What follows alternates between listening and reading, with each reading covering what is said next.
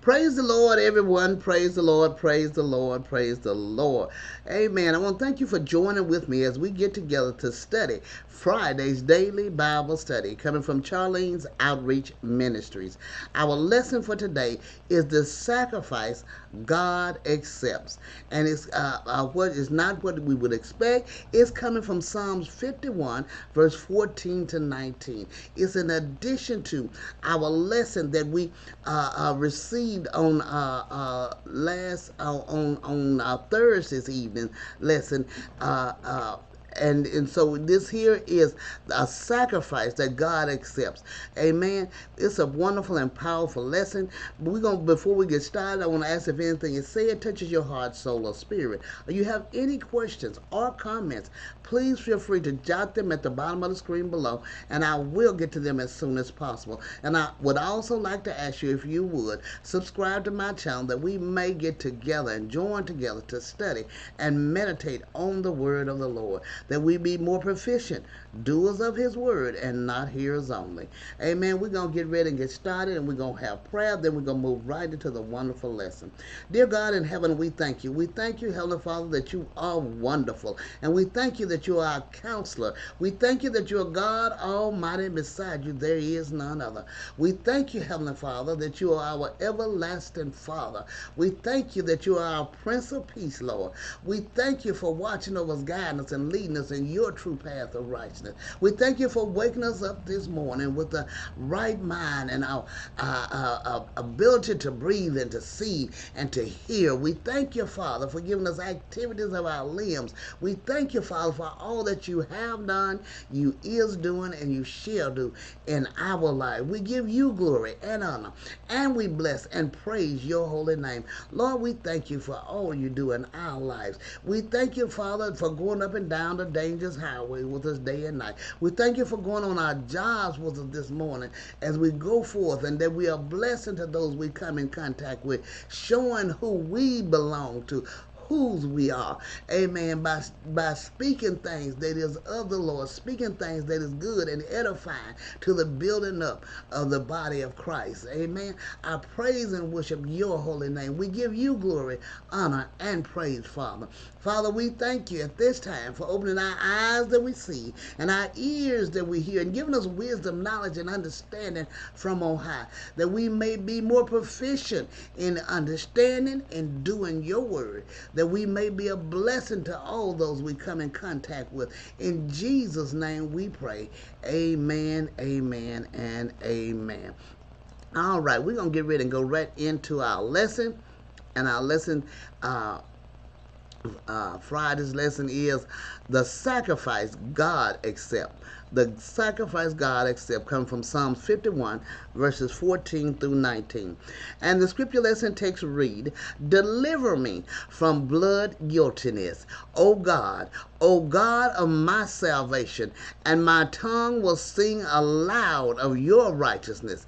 O Lord, open my lips, and my mouth will declare your praise. For you will not delight in sacrifice, or I would give it. You will not be pleased with a burnt offering. The sacrifice of God are a broken spirit and a broken and contrite heart. O God, you will not despise. Do good to Zion in your good pleasure. Build up the walls of Jerusalem. Then will you delight in right sacrifices, in burnt offerings and whole burnt offerings. Then bulls will be offered on your altar. The offering that we are to give is the offering of a broken and contrite heart, and that we have a broken spirit, that we accept not our ways but his ways. Amen. Commentary says he acts not to be confronted till he is first cleansed. If sin, the bitter root of sorrow, be taken away, he can pray in faith, let me have a well-grounded peace of thou creating, so that the bones broken in convictions may rejoice, may be confronted. Hide thy face from my sins. Blot out all mine iniquities out of thy book. Blot them out as a cloud is blotted out and dispelled by the beams of the sun. And the believer desires renewal to holiness as much as the joy of salvation. David now saw more than ever what an unclean heart he had, and sadly laments it, but he sees it is not in his own power to amend it, and therefore begs God would create in him a clean heart. Create in me, Lord, a clean heart. When the sinner feels this change is necessary and reads the promise of God to that purpose, he begins to ask it. He knew he had by his sin grieved the Holy Spirit and provoked him to withdraw. This he dreads more than anything. He prays that divine comforts may be restored to him. Amen. We do not want to grieve the Holy Spirit. And in not grieving the Holy Spirit, we do not want to sin, that the Holy Spirit gets farther and farther away from us. Amen. It says, when we give ourselves cause to doubt our interest in salvation, how can we expect the joy of it? This had made him weak. He prays, I am ready to fall either into sin or in despair. Therefore uphold me with thy spirit. Thy spirit is a free spirit, a free agent himself, working freely. And the more cheerful we are in our duty, the more constant we shall be to it. What is this but the liberty wherewith Christ makes his people free, which is contrasted with the yoke of bondage? In Galatians 5:1, it says, it is the spirit of adoption spoken to the heart, those to whom God is the God of salvation. He will deliver from guilt for the salvation he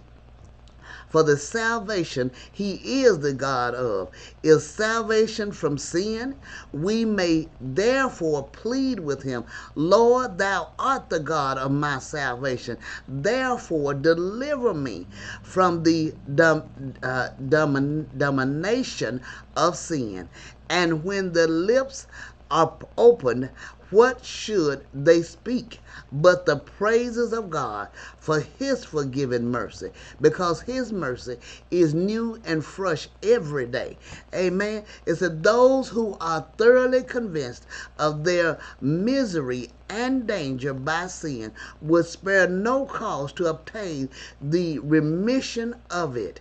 But as they cannot make satisfaction for sin, so God cannot take any satisfaction in them. Otherwise, then, as expressing love and duty to him, to God, the good work wrought in every true penitent is a broken spirit, a broken and a contrite heart, and sorry for the sin. It is a heart that is tender and pliable to God's word. Oh, that there were such a heart in every one of us. God is graciously pleased to accept this. It is God only through Jesus Christ. There is no true repentance without faith in him. Men despise that which is broken, but God will not. He will not overlook it. He will not refuse to reject it, though it makes God no satisfaction for the wrong done to him by sin.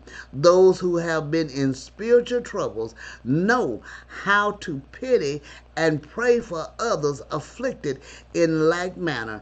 David was afraid lest his sin should bring judgment upon the city and kingdom. No personal fears or troubles of interest of the church of God. And let this be the continued joy of all the redeemed, that they have redemption through the blood of Christ, the forgiveness of sins according to the riches of his grace. Amen, amen. We know that if we go to him and ask forgiveness and turn from our wicked ways, then he shall forgive us and renew in us a pliable and loving heart, not a hard heart.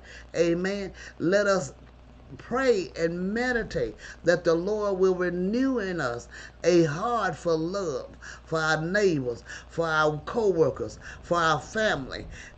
As he renews this in us and we change and turn and we become and allow the Holy Spirit to work in us the way that we know that the Holy Spirit can.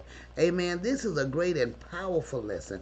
I pray you meditate on this lesson and have a wonderful and blessed day.